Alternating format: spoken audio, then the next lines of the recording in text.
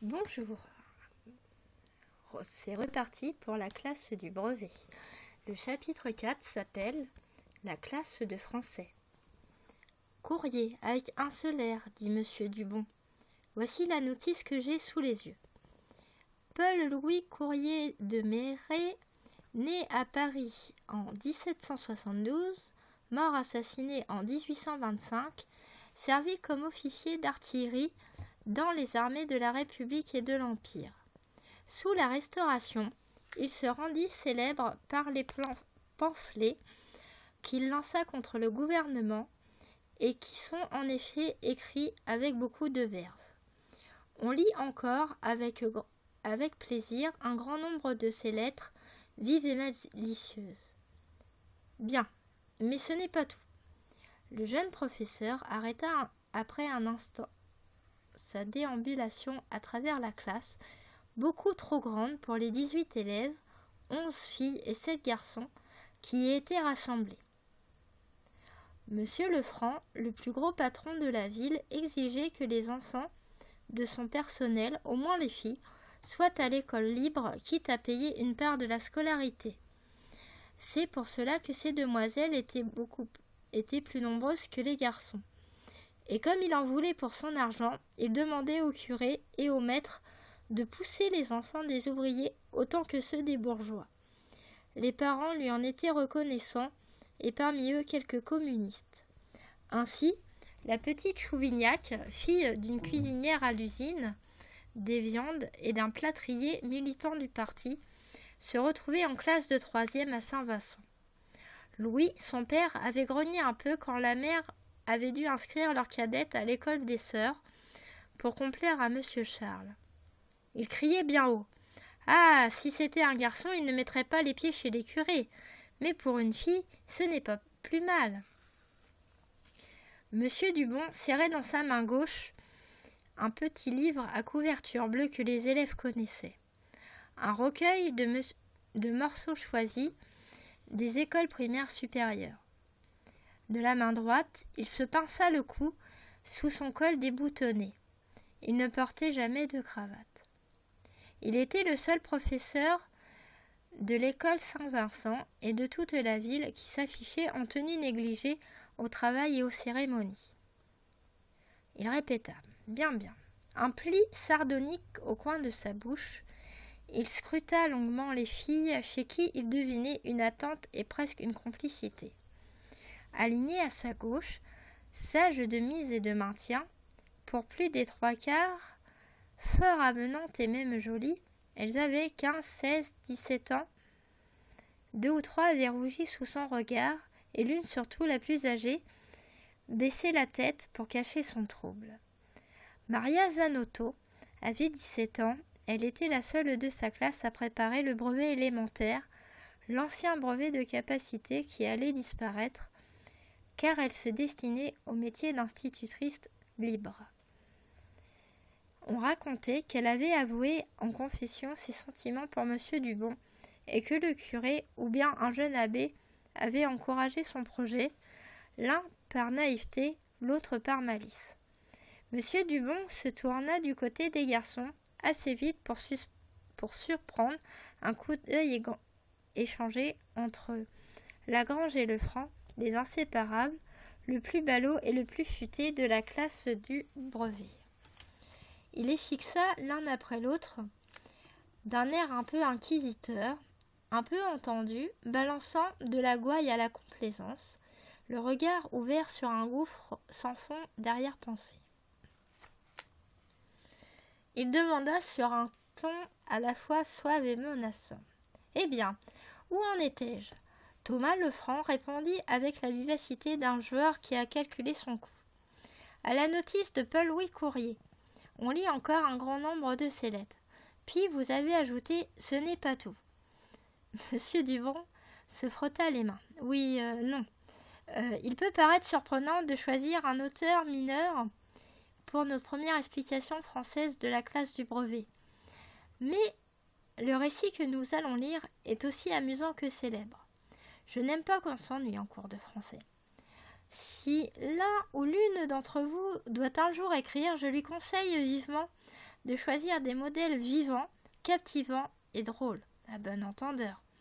Et s'il faut en passer par l'ennui pour respecter le programme, on verra au printemps. J'ai choisi Paul-Louis Courrier aussi parce que, première raison, il fut un pamphlétaire, c'est-à-dire un auteur qui attaquait dans ses écrits souvent avec violence le gouvernement, les institutions, la religion. Oui, la religion. Paul-Louis Courrier était un anticlérical. Vous êtes élève d'une école catholique, notre bon curé n'apprécierait peut-être pas mon choix, mais peu importe. Pétain est en prison et je suis un homme libre. Oh, rassurez-vous, notre texte d'aujourd'hui n'est pas du tout anticlérical. Il n'a rien à voir avec la religion, rien qui puisse choquer l'évêché. C'est seulement l'auteur qui avait ces idées-là. Oui, non, vous voyez bien la différence ? Dans la classe du brevet, vous devez saisir ces distinctions, c'est important.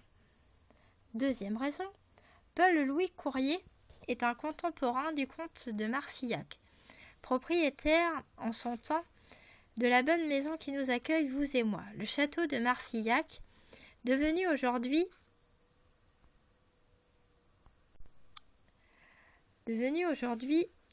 l'école Saint-Vincent-Ferrier. 1772-1825 pour Courrier, l'écrivain, 1778-1832 pour Marsillac, procureur général de l'image vers 1820 et chef du gouvernement de Charles X de 1828 à 1829. Bien, cette période figure dans votre programme d'histoire, comme vous le savez, et par ce biais, on peut rattacher Paul-Louis Courrier au programme de français, dernier paragraphe des institutions officielles.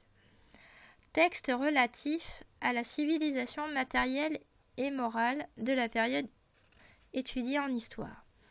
L'aventure extraordinaire que nous allons lire est à mon avis un texte très civilisé, un des plus civilisés du XIXe siècle. Si quelqu'un d'entre vous fait passer des renseignements à la maison Achille comme le prétend la rumeur, qu'il ou elle n'oublie pas de mentionner ce point. La maison Achille, c'est le puissant rival de l'école Saint-Vincent, le cours complémentaire public de Réverac, dirigé par M. Nestor Achille et sa femme Marthe, et fameux dans tout le département pour ses succès au brevet et au concours, l'école normale en tête. Quoi encore ? Paul-Louis Courrier est mort assassiné. Une façon intéressante de passer dans l'entremonde. Oui, non. Tout en parlant, M. Dubon ne cessait d'arpenter la vaste salle carrée, bien éclairée par 6 hautes fenêtres et occupée par 2 travées de pupitres à 2 places. Ou bien il marchait lentement le long de l'estrade, qu'il escaladait parfois pour inscrire un nom ou un chiffre sur l'un des 2 tableaux. Ou bien il s'arrêtait, scrutait longuement par une fenêtre les arbres de la cour des filles et du parc. Puis il soupirait, observait un instant la classe et les élèves comme s'il s'éveillait soudain, et ne reconnaissait plus les gens ni les lieux. Bien, où en étais-je ? Il reprit son discours. Le récit que nous allons lire et commenté aurait presque pu paraître dans Mystère Magazine. Oui, non, je ne me cache pas d'acheter cette revue. Certains d'entre vous l'ont vue entre mes mains et cela s'est répété jusqu'à la maison Achille. Monsieur Dubon leva les bras comme s'il prenait le ciel à témoin. Puisque j'en suis aux aveux, je vais aller plus loin. Non content de lire des nouvelles et des romans policiers, mes amis, j'en écris, oui, et vous verrez peut-être mon nom, Roger Dubon, imprimé sur une couverture de livre avant la fin de l'année scolaire. Car si j'ai peu honte de mon hobby, mon violon d'ingres, si vous préférez, que je n'ai pas pris de pseudonyme. D'ailleurs, Roger Dubon, ça sonne bien, il me semble. Des garçons se regardèrent sur les bancs du fond. Ils trouvaient que Dubonnet Kikina, son dernier surnom, sonnait encore mieux. Sa réflexion, accueillie par un silence admiratif ou incrédule, Dieu seul le savait, Dubonnet Kikina haussa les épaules et continua sur un ton moins assuré. Mon premier roman a retenu l'attention des éditions des presses de la Cité à Paris et pourrait donc être publié sans tarder. Fermons la parenthèse. Où en étais-je ? Encore une fois, le franc répondit avant que la plus vive des filles n'eût songé à ouvrir sa bouche mignonne.